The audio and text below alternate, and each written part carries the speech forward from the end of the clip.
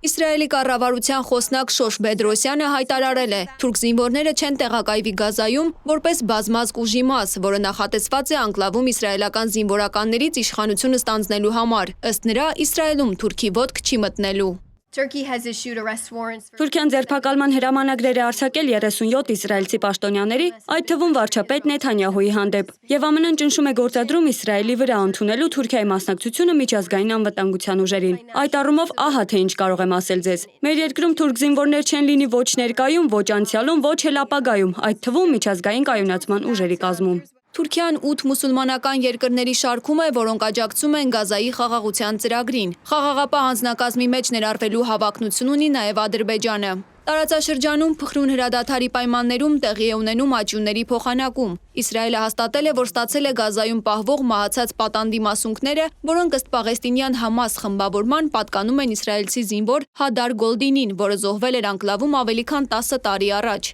Աճյունի վերադարձը ողջունել է Իսրայելի վարչապետ Նեթանյահուն։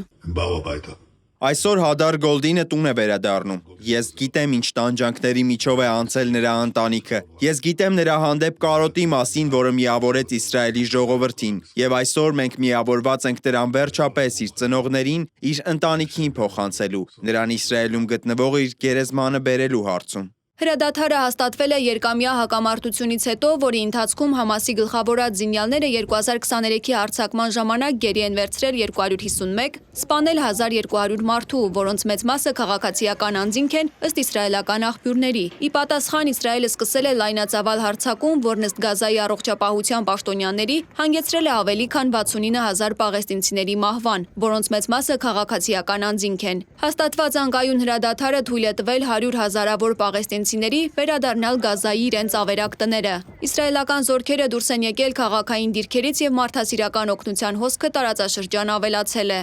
Ապագան մռայլ է եւ անորոշ, հաշվի առնելով մեր ներկայիս իրավիճակը ամեն ինչ մնում է այնպես, ինչպես կա, մենք զինադադար չենք տեսնում, պատերազմը շարունակվում է եւ հորիզոնը մռայլ է։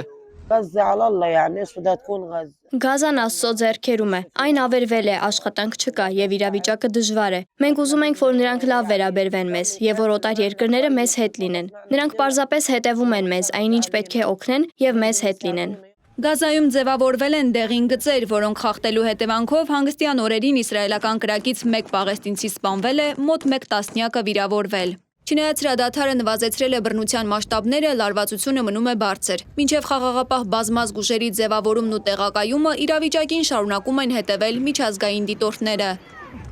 Մերի Դանիելյան, Free Open Media։